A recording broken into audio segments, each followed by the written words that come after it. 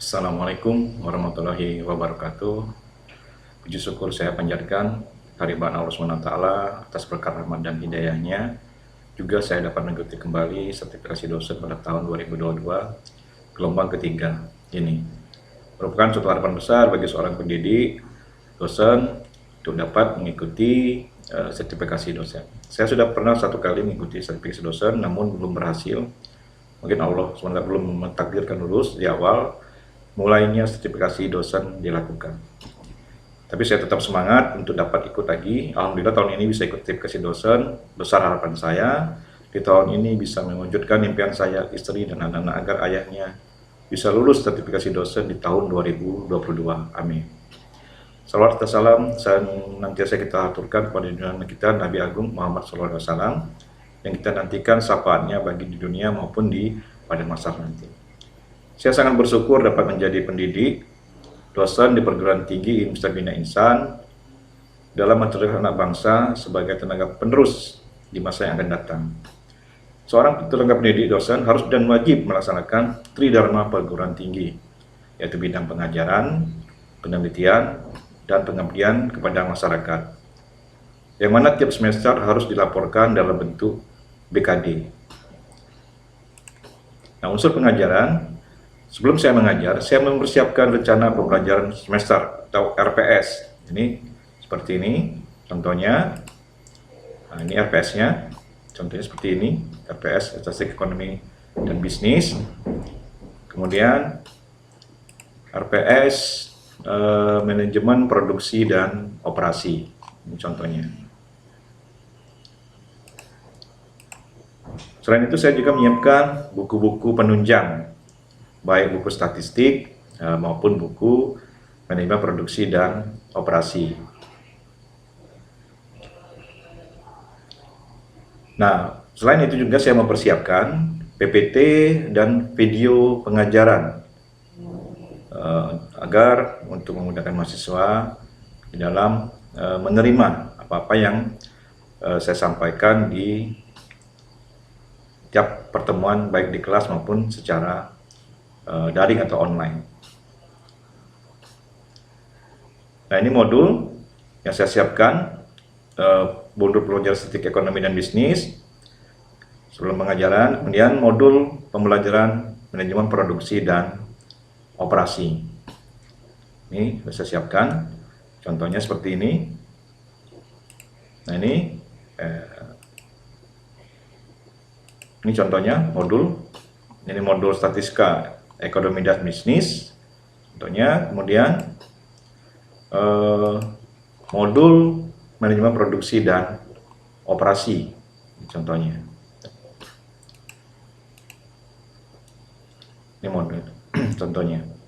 Nah, dalam menyampaikan materi, selain tatap muka, ini contoh tatap mukanya,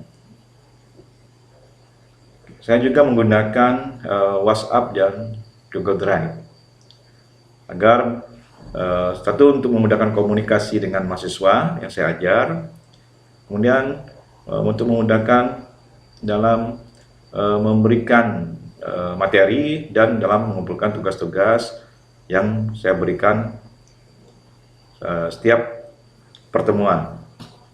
Selain itu WhatsApp dan Google Drive, saya juga menggunakan Zoom dan Classroom. Ya, waktu saat COVID pandemi kita tidak bisa ketemu, maka menggunakan baik Classroom maupun Zoom. Sampai sekarang pun masih tetap, kalau misalnya berhalangan hadir di kampus, saya tetap menggunakan Zoom dan Classroom agar materi yang disampaikan tetap berjalan. Selain itu, saya juga menggunakan Google Meet, yaitu yang lain digunakan agar materi tetap dapat disampaikan kepada mahasiswa kalau misalnya tidak bisa bertatap muka. Nah, yang terakhir dengan menggunakan pembelajaran menggunakan e-learning. Nah, ini e-learning yang dibuat oleh kampus Universitas Bina Insan Lubuk Linggau. Nah, ini dari beberapa pertemuan itu nanti hasil akhirnya nilai mata kuliah akan diupload di AMS Universitas Bina Insan Lubuk Linggau. Ini contohnya, contoh AMS-nya. Ini contoh, ini diupload, nilai akhir mahasiswa itu akan diupload di AMS Universitas Bina Insan Lubuk Linggau. Nah, ini contoh pertemuan tatap muka mata kuliah Statistik Ekonomi dan Bisnis. Jadi siapkan ada RPS, ada PPT, ada buku menunjang, dan ada modul. Ini juga tatap muka manajemen produksi dan operasi. Ada RPS, ada PPT, ada buku penunjang, dan ada modul yang siap untuk menunjang dalam pembelajaran mahasiswa. Nah, ini contoh PPT mata kuliah Statistik Ekonomi dan Bisnis. Ini contohnya pertemuan pertama, contohnya seperti ini. Kemudian ini PPT manajemen produksi dan operasi. Ini pertemuan kelima. Ini pertemuan kelima, contohnya seperti ini. Contohnya ini contoh RPS-nya. Nah, ini RPS, sudah RPS untuk menerangkan kepada mahasiswa apa saja yang akan disampaikan selama 16 kali pertemuan atau per semesternya. Jadi ada 16 kali materi-materi apa saja yang akan disampaikan kepada mereka, agar mereka bisa mempersiapkan bahan-bahan tersebut sebelum tatap muka atau kuliah online di tiap minggunya. Mereka akan mempersiapkan itu.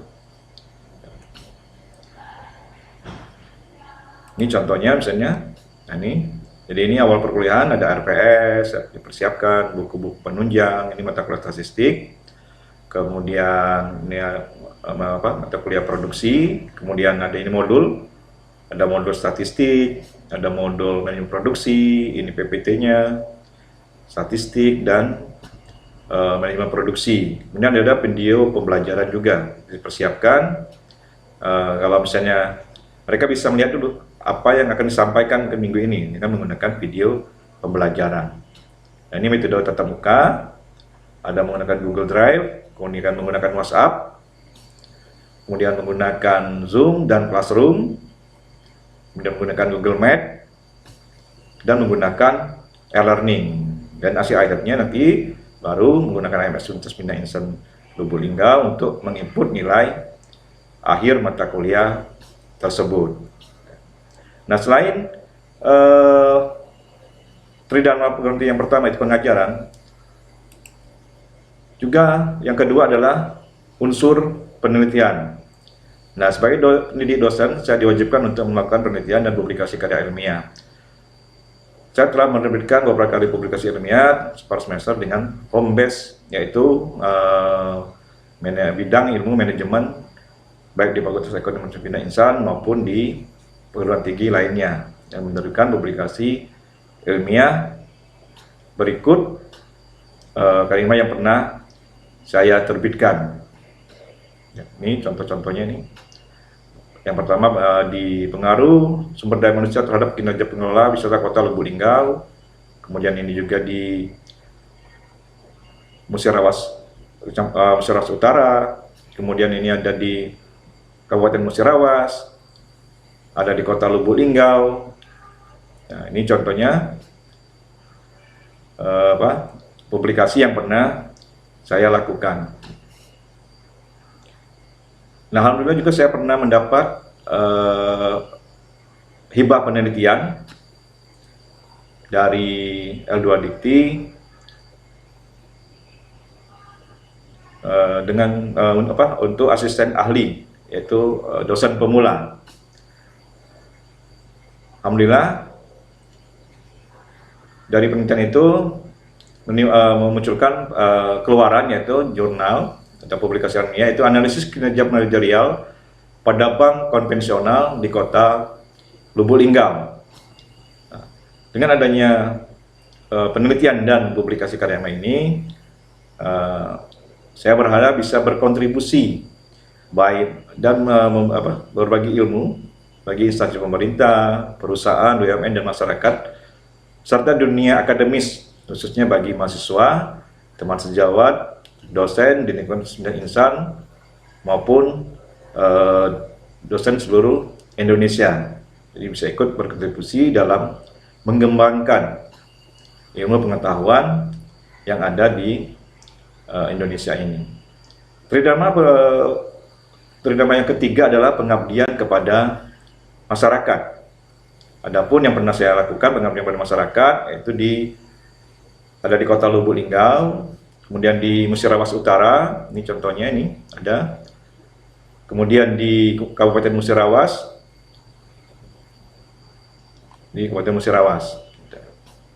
Alhamdulillah pengabdian masyarakat itu bisa berjalan dengan baik dan bisa berkontribusi langsung kepada masyarakat setempat dalam memajukan perekonomian dan ilmu pengetahuan yang ada di sana. Mungkin ini saja yang bisa saya sampaikan. Lebih kurang saya mohon maaf, pada Allah saya mohon ampun. Saya akhiri. Wassalamualaikum warahmatullahi wabarakatuh.